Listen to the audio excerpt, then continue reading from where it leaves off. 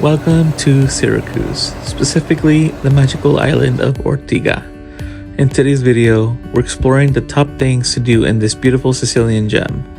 From the ancient Greek ruins and Baroque architecture to hidden alleyways and crystal clear sea views, Ortiga is a mix of history, charm, and beauty. Join us as we dive into the best places to visit, where to eat the most delicious local dishes, and insider tips to make your trip unforgettable. Whether you're a history buff, foodie, or simply looking for a unique travel experience, Ortiga has something for you. Hi guys, this is Emmanuel. And this is Zeke from Easy Travel. And today we're going to talk about top things to do in Syracuse and Ortiga. Start your day exploring Ortigia, the historical center of Syracuse, and walk through its picturesque streets. Tip number 1. Always try to book your train through Trenitalia. You can make reservations and choose a time that fits adequately with your schedule in order to get from jump to town. Once you're in Syracuse, head to the Piazza Duomo to see the magnificent Cathedral of Syracuse. It is right in the middle of town. And this is when you actually get sick, right? Remember? Yeah, I was under the weather for a while, but I was still able to enjoy and visit all these magnificent places in Syracuse. And I'm glad you pushed through. And this is the inside of that same cathedral. And of course, you have to go through the shops and see all these magnificent sculptures. And have a lunch at one of the many local restaurants to have the authentic Sicilian meal. And then take a short walk to this legendary freshwater spring, the Fountain of Aretusa. It was actually nice. The water was clear and there was a lot of fishes. Oh yeah, definitely a lot of wildlife, a lot of greenery, leaves and trees, a lot to see and explore. This is the Ionian Sea. It's very beautiful. Yes, it's a nice long walk with a lot of restaurants to have drinks with. And speaking of drinks, enjoy a drink while admiring the serene beauty of this actual iconic sea. Yes. And we had like a spritz, Aperol spritz. Yeah, different kinds of Aperol spritz. Yes. Different flavors. Exactly. Very refreshing. It's nice to just have a drink and then just enjoy the view. Yeah, and people watch.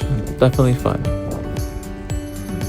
As we walk through that same pier, we were able to reach one of these iconic castles and statue at the end of the walkway, in order to also see this incredible view of the ocean. Yes, the statue's it looks really good. And here's just another view of the castle and the statue as well. Unfortunately, we were unable to visit the castle due to a private event, so it was closed off to the public. But as you can see, this is just one of those amazing views that you are able to admire from this point. And this is the castle that was closed, so we can't go in. And of course, you walk through the streets to try to explore every corner of this beautiful, majestic town. And we see people kissing. And like I said, there's very little car traffic, so you're able to really walk almost every part of the streets and of the town. So it's really accessible by foot. And then there's actually a beach near the fountain, so if you have the time, you can swim there also. And this is just kind of like outside of the swimmable beach area. There's a lot of like trees and a lot of shade, so it's like perfect for a quick little dip in the ocean.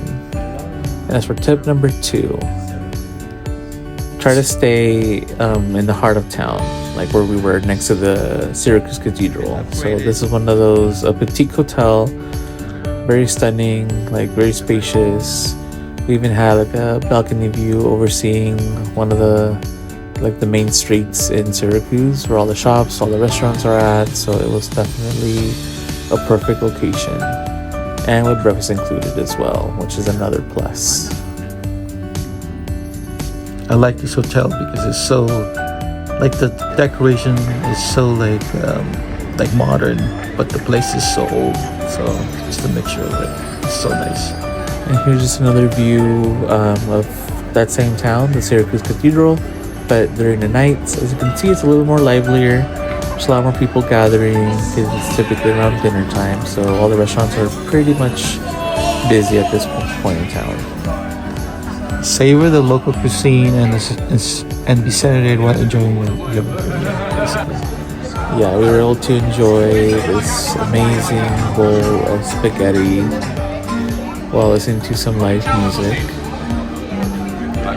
And I had the mussels, which is actually very good. Yeah, That's it my was mussels. a pretty big bowl of mussels. Yeah. And like it said, there was somebody playing live music in the background. Like somebody came over, like not even from the restaurant. They started playing music, and it just kind of created this ambiance. Enjoy some cannoli. So we actually had cannoli in Catania, but I think this is better, the best one, because they actually made it in front of you. So it was so good. It was fresh. It was delicious. It was sweet. Very, very filling. No pun intended. And then we're just walking around Ortigia, and then we saw this temple. And one of the things that we need to do, the Temple of Apollo.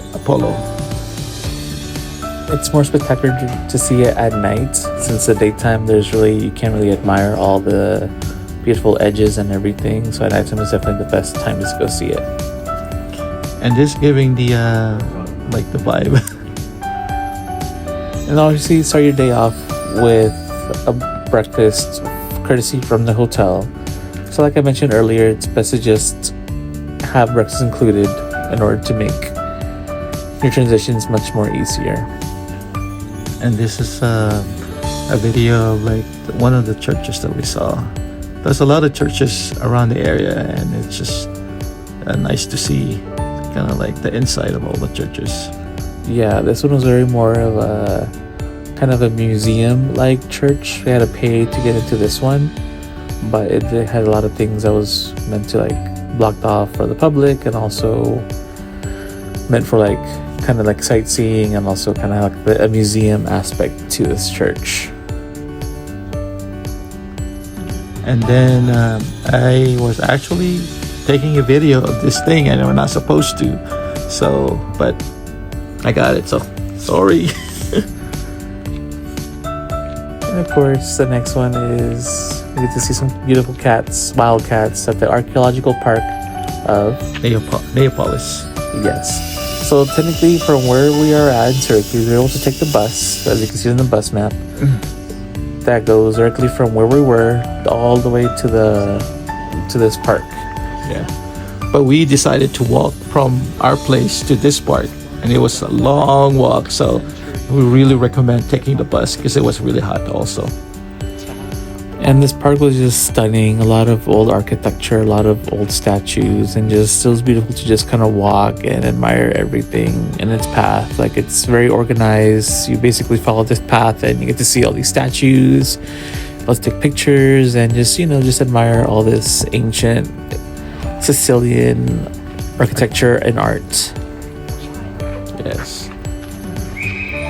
And this is the ear of Dionysius, a limestone cave with impressive acoustics. So you're going to hear a lot of people clapping because the acoustics are really good. So you can see the echo of people clapping. And it was incredibly dark enough that our flashlights were not able to illuminate almost nothing at all.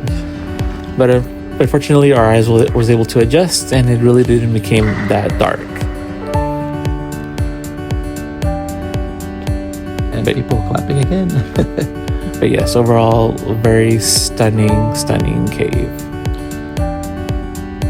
And this place is really huge. There's a lot of art installation everywhere, basically. Yeah, this is as close as we can get to these sculptures, is because they were surrounded by water and there was no actual clear walkway to get as close as possible. Yeah. I can only imagine how great this would look at night. It would just be even more magical. And I love the architecture and the statues. And of course, as the final destination of this park was to reach the Greek Theater of Syracuse, which is at the very top of this park. And then at the end, we walked to go back to Ortigia from Syracuse. And this is the view that we saw. And it was beautiful. Yeah, it also serves as a port. So as you can see, there's a cruise ship. And also take a leisure and stroll through the beautiful lit street of Ortigia at night. Typically, it's just best to just explore this during the day or night. It's just beautiful in general, so I'd highly recommend visiting. There's a lot of food, like mostly seafood, right? Yeah, mostly seafood. And this is the view of the spring at night. Yeah, it's a completely different experience from day and night. Just a lot more people, you get to see a lot more animals. It's just a beautiful scenery.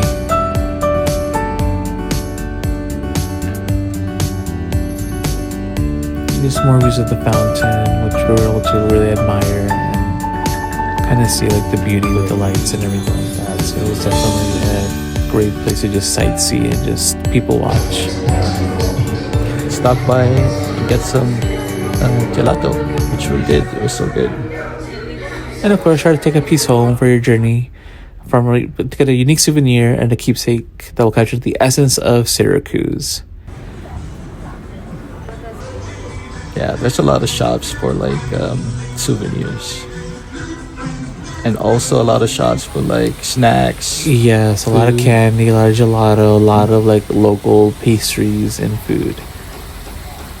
And this is on our way home to the next destination. We saw the Diana's Fountain, which is actually pretty close by. I don't know how we didn't get to see this earlier, but we were able to like appreciate it. Thank you for watching.